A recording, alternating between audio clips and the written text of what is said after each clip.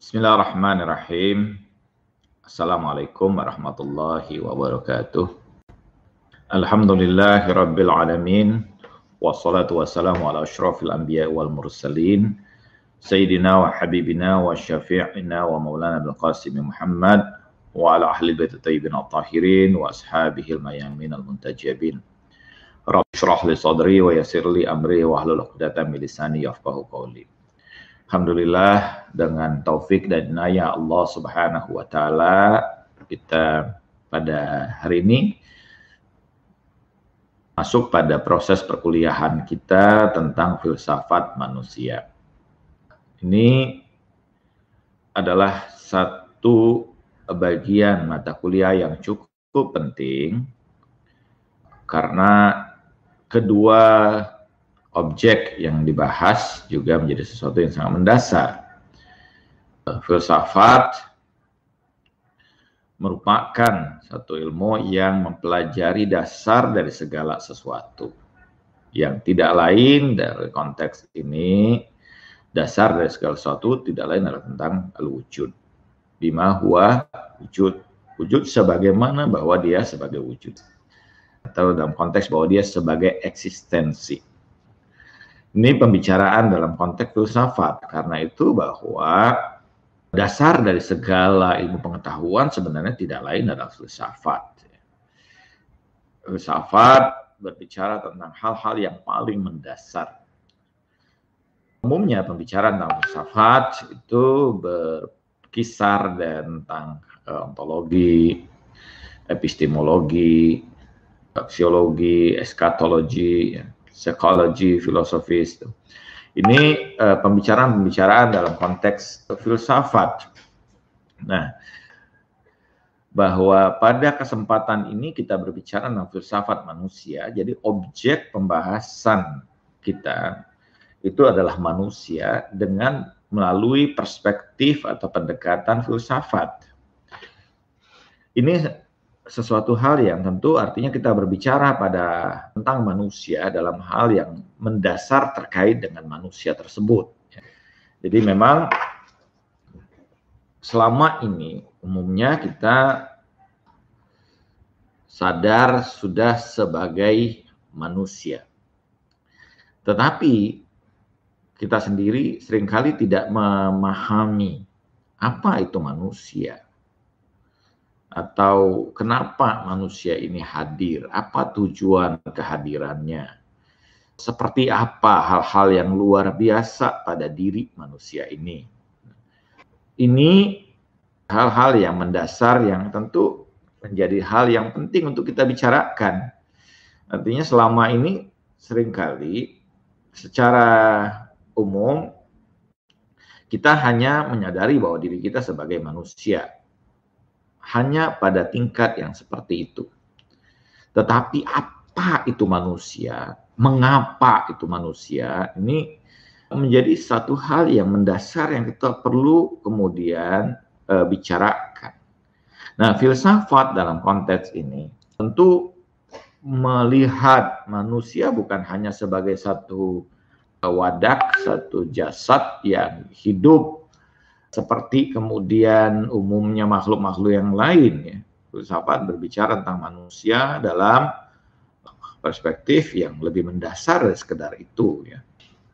Jadi karena itu banyak para filosof membicarakan atau membincang tentang manusia ini karena memang manusia ini sebagai objek yang sangat luar biasa, mendasar sekali. Ketika didefinisikan secara umum kita atau logika memaknai manusia itu sebagai al-insan haywanun natik. Manusia sebagai hewan yang punya natik, punya akal, mampu berpikir. Ini tentu dalam konteks definisi dari ilmu mantik. Kenapa didefinisikan demikian? Karena upaya untuk kemudian mencari pemanaan terhadap nau itu terhadap spesies yang disebut sebagai manusia ini al-insan. Apa genusnya?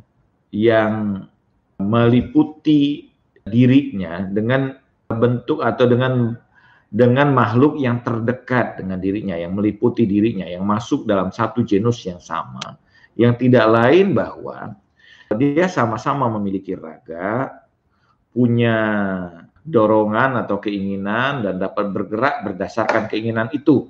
Jadi karena itu bahwa makhluk dalam konteks yang seperti inilah yang kemudian dimaknai sebagai hewan.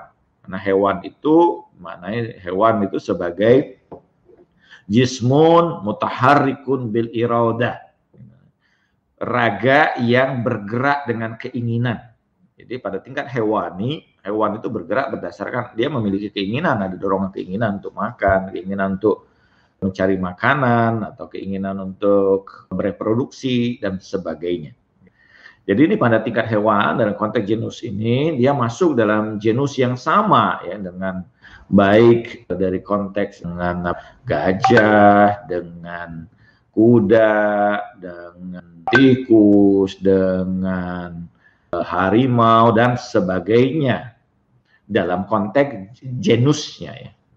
Tetapi bahwa manusia memiliki perbedaan dengan hewan-hewan atau dengan binatang-binatang, yaitu diferensialnya yang membedakannya atau fasalnya itu tidak lain adalah nautik, kemampuan berpikirnya, punya akalnya.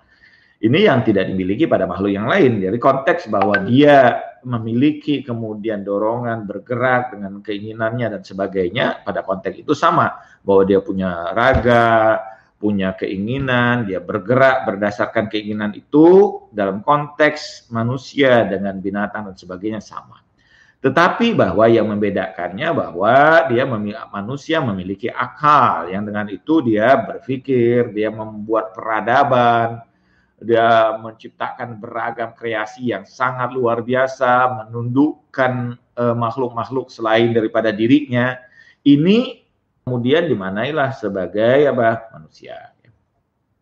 Tetapi definisi ini adalah definisi berdasarkan konteks logika, ilmu mantik.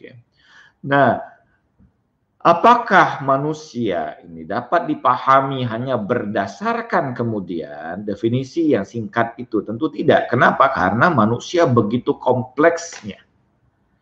Diri manusia ini begitu kompleks yang sangat luar biasa. Sangat banyak sekali dimensi-dimensi yang luar biasa pada diri manusia.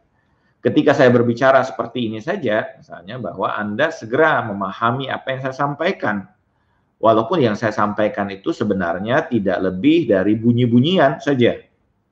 Yaitu bahwa hembusan udara yang keluar dari saya melewati tenggorokan saya, keluar, kemudian itu membentuk suara. Suara itu kemudian dimaknai dengan kemudian huruf membentuk kata, kata membentuk kalimat, kalimat kemudian memberikan makna, atau setiap kata memberikan makna, sehingga membentuk kalimat, membentuk satu konsep tertentu.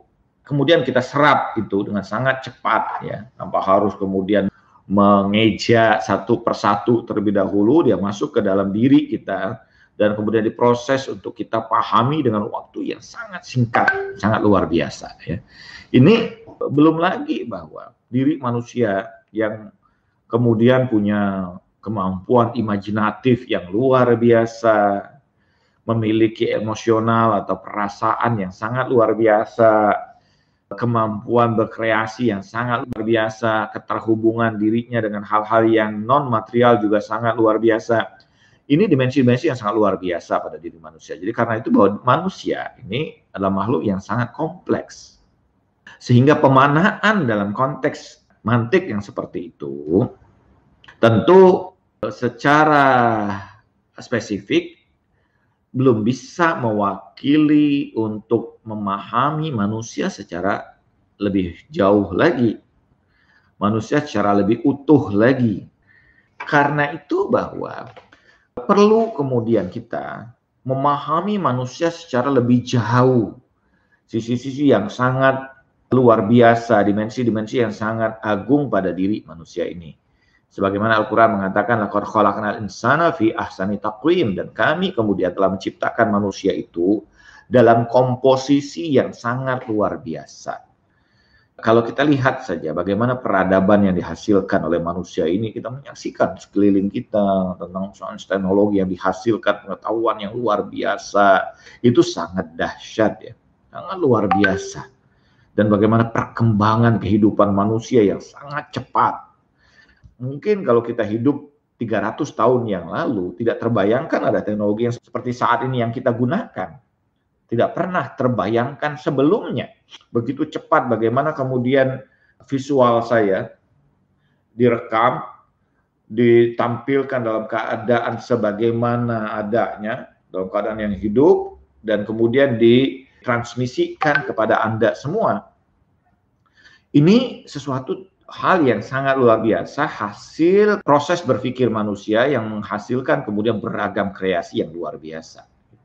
Kalau kreasinya saja luar biasa, apalagi makhluk yang mampu menghasilkan kreasi itu. Dan tentu apalagi penciptanya, jelas saja. Ini satu gambaran ya pada kita. Nah, manusia juga memiliki beragam persoalan pada kehidupannya. Pada persoalan-persoalan yang paling sederhana terkait dengan raganya, kemudian persoalan terkait dengan emosinya, persoalan yang terkait dengan ruhaninya, persoalan yang terkait dengan beragam persoalan yang sedang dicari jawabannya oleh manusia tersebut, bahwa manusia tidak akan pernah merasakan puas. Ada dorongan-dorongan pada diri manusia untuk terus zusyur ya, memiliki rasa dorongan untuk mencari tahu, mencari jawaban atas seluruh persoalan-persoalan yang terjadi pada kehidupannya. Di kehidupan kita menampilkan kemudian beragam persoalan yang kita berusaha terus untuk mencari jawaban-jawaban atas beragam persoalan yang terjadi secara terus-menerus di sekeliling kita. Dan kita memecahkan beragam persoalan-persoalan terjadi itu, kita mendapatkan pengetahuan-pengetahuan yang luar biasa. Karena itu misalnya dalam hadis katakan likulida'in dawa, pada setiap penyakit itu Allah turunkan obatnya juga. Jadi setiap persoalan yang terjadi, Allah Subhanahu wa taala mendorong manusia untuk mencari jawaban atas persoalan-persoalan itu, sehingga menimbulkan beragam perkembangan pengetahuan yang sangat luar biasa pada kehidupan manusia ini. Jadi kalau kita lihat bagaimana kemudian kehidupan yang kita alami sekarang itu setelah manusia melewati beragam persoalan dan sebagainya. Dulu mungkin orang menunaikan ibadah haji, perjalanan panjang melewati gurun Sahara dan sebagainya, sehingga menimbulkan dorongan untuk berpikir bagaimana upaya menciptakan satu bentuk transportasi yang bisa meringkas waktu yang ada dengan kecepatannya, memberikan rasa nyaman kepada orang tersebut yang kemudian gunakan transportasi tersebut, bukan lagi binatang yang kemudian sangat terbatas. Binatang kan tentu ada rasa dahaganya, ada sakitnya dan sebagainya. Tapi mungkin ada bagaimana menciptakan kemudian teknologi yang dapat mengantarkan manusia dari satu tempat pada tempat yang lain dengan kecepatan waktu. Nah, kalau kemudian ini di darat misalnya melewati perjalanan dan sebagainya, itu tentu waktu yang ditempuh juga masih menjadi panjang.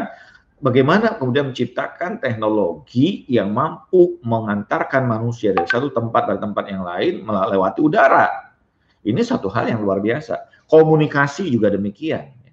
Bagaimana kemudian kalau dulu orang berkirim surat lewat burung misalnya, yang belum tentu juga sampai dan sebagainya, harus menunggu berbulan-bulan dan mendapatkan jawaban yang juga mungkin berbulan-bulan berikutnya, kejadiannya sudah mengalami perubahan dan sebagainya. Tapi sekarang kita saksikan bagaimana kemudian misi informasi yang terjadi ini begitu cepatnya ya. Saat ini juga kita tahu peristiwa-peristiwa yang terjadi di belahan dunia yang lain pada saat yang sama juga. Ini satu hal yang dihasilkan lewat kemudian beragam persoalan yang terjadi dalam proses kehidupan kita, sehingga manusia mencari tahu. Ini menunjukkan pada kita bahwa betapa luar biasanya manusia ini. Betapa dahsyatnya Tuhan telah mengkreasi satu makhluknya ini yang bernama manusia. Nah, karena itu bahwa sepanjang zaman upaya untuk menggali informasi, memecahkan beragam misteri yang terkait dengan manusia ini menjadi satu objek yang menarik bagi para pemikir, bagi para filosof panjang zaman, baik tidak peduli di timur maupun di barat, karena ini sesuatu yang terkait dengan fitrah pada manusia untuk mencari tahu, mencari jawaban atas beragam persoalan termasuk tentang dirinya sendiri. Kenapa dirinya hadir? Bagaimana proses kehadiran manusia di muka bumi ini? Kenapa dia harus hadir di muka bumi ini? Apa tujuannya? Dimensi apa yang terkait dengan keunggulannya? Potensi-potensi apa yang terkandung pada dirinya? Bagaimana dia mampu mengolah potensialitas itu? Bagaimana kemudian dia sampai pada apa tujuan dari proses kehidupan dia di dunia ini? Ini yang dipikirkan, dan ini juga yang dibicarakan dalam agama-agama. Agama-agama membicarakan juga manusia. Objek dari pembahasan di dalam agama itu tidak lain juga adalah manusia. Nah, karena itu para filosof terus mencari tahu, berusaha untuk mencari tahu dan sebagainya. Adalah misalnya seperti Alexis Carrel ya, menulis tentang The Mystery of Humans, misteri tentang manusia. Dan dia menyimpulkan bahwa manusia itu adalah makhluk spiritual yang terperangkap pada alam material. Tetapi apakah benar seperti itu? Tentu kita akan kaji lebih lanjut pada kuliah-kuliah kita berikutnya. Di dalam Islam sendiri, beragam perspektif, mulai perspektif filsafat, tasawuf, bahkan Al-Quran sendiri menjelaskan tentang konsep manusia ini. Dalam tasawuf juga penjelasan tentang manusia juga sangat luar biasa, sehingga kemudian muncul konsep tentang al-insanul kamil, manusia sempurna. Al-Quran juga menjelaskan tentang manusia, baik itu dengan peristilahan bashar, istilah al-insan, kemudian istilah an-nas yang digunakan oleh Al-Quran terkait dengan menjelaskan tentang manusia. Ya. Ini istilah-istilah yang tentu punya makna-makna tersendiri di dalamnya. Nah, karena itu ini menjadi pembicaraan yang cukup mendasar perkuliahan kita tentang filsafat manusia. Nah, di dalam filsafat misalnya pembicaraan tentang manusia itu tentu yang pertama adalah ta'rif atau mafhum tentang al-insan, tentang pemaknaan dan tentang apa yang dimaksud dengan manusia. Yang kedua tentu bagaimana hadirnya manusia ini, seperti apa kehadirannya ini.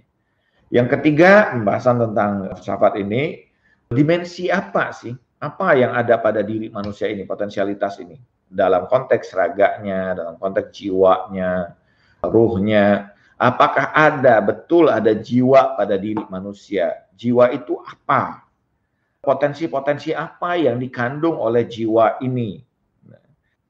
Kemudian lagi, bagaimana kedudukan manusia di antara seluruh bagian alam semesta ini. Bagaimana kedudukan atau posisi manusia antara manusia dengan Tuhan. Kemudian, beragam krisis atau problem yang dihadapi dalam proses kehidupan manusia. Problem-problem mendasar, problem eksistensial pada kehidupan manusia. Kemudian juga bahwa kesempurnaan yang seperti apa yang mampu dicapai oleh manusia. Apa yang dihasilkan kreasi, bagaimana kreasi manusia dalam kehidupan ini, dan apa kesempurnaan yang bagaimana yang bisa dicapai oleh manusia. Apakah manusia ini kehidupannya terbatas hanya pada alam material di dunia ini saja, ataukah kehidupan manusia itu akan terus kemudian melakukan perkembangannya pada tahap-tahap kehidupan yang lain. Ini semua menjadi bagian dari pertanyaan-pertanyaan atau topik-topik yang akan kita bahas dalam kuliah kita tentang filsafat manusia ini. Jadi kalau kita melihat tentang pembicaraan tentang filsafat manusia, betapa ini menjadi sesuatu hal yang mendasar untuk mendalami persoalan-persoalan tentang manusia itu sendiri yang memerlukan jawaban. Nah, dalam kuliah kita tentu saja kita fokus pada pembicaraan dalam konteks filsafat manusia dalam pandangan Islam, ya, atau dalam pandangan filsafat Islam. Dan ini dapat kita rujuk kepada beragam kitab-kitab yang cukup penting. Misalnya Anda bisa merujuk pada Al-Asfar, Al-Aqliyah, Al-Arba'ah ya, pembicaraan tentang nafs, tentang pembicaraan tentang jiwa, daya-daya, tentang keabadian manusia dan sebagainya. Juga dapat Anda dapatkan misalnya pada beragam kitab-kitab yang lain, misalnya seperti Mutahari juga membicarakan tentang manusia ya, tentang manusia sempurna atau perfect man ya, atau ada Fitrah, misalnya bukunya tentang fitrah, manusia dan sejarah, atau ada juga buku yang ditulis oleh Safdar Ilahirat, ini ada Insan Snosi, tentang pengetahuan tentang manusia ya. Atau ada Self Knowledge, ditulis oleh Muhammad Ali Somali. Ada lagi William James misalnya juga membicarakan Varieties of Religious Experiences ya. Beragam pengalaman spiritual, beragam pengalaman keagamaan yang dihadapi oleh manusia ya. Syeikh Nasr juga menulis karya tentang krisis manusia modern misalnya. Itu karya-karya, ada banyak lagi karya-karya yang bisa kita jadikan rujukan dalam pembahasan kita tentang manusia ini. Jadi itu, nah kita akan lanjutkan proses perkuliahan kita pada minggu yang akan datang tentang berbicara pencarian makna, the seeker of meaning of human being ya. Bagaimana proses pencarian makna atau bagaimana memaknai tentang manusia ini. Beragam makna yang mungkin kita dapatkan, beragam definisi yang kita bisa elaborasi terkait dengan apa itu manusia. Itu kita akan bicarakan pada pertemuan kuliah kita kedua, insya Allah. Mohon Anda, apa yang saya sampaikan pada kesempatan ini dapat ditulis ya, di resume tentang proses perkuliahan kita tentang filsafat manusia. Dan ini menjadi satu mata kuliah yang cukup penting di kampus kita untuk membicarakan tentang manusia ini. Karena seluruh filosof, seluruh pemikir ini berusaha untuk menjelaskan manusia. Kenapa terjadi krisis kemanusiaan itu seperti apa, dan itu semua dapat kita jawab atau dapat kita analisis, elaborasi ketika kita berbicara dalam perspektif filsafat yang tentang diri manusia ini. Bagaimana manusia sebagai makhluk sosial, ya. Bagaimana manusia tidak bisa hidup sendiri dalam kehidupannya ini, dia harus berinteraksi dengan yang lain dan sebagainya dalam upaya untuk menyempurnakan proses kehidupannya. Ini banyak hal yang mungkin kita akan bicarakan ya, dalam perkuliahan-perkuliahan kita berikutnya. Oke, jadi karena itu mungkin perkuliahan kita sampai di sini dan insya Allah kita lanjutkan lagi pada pertemuan kita berikutnya. Atas perhatian Anda, terima kasih. Wassalamualaikum warahmatullahi wabarakatuh.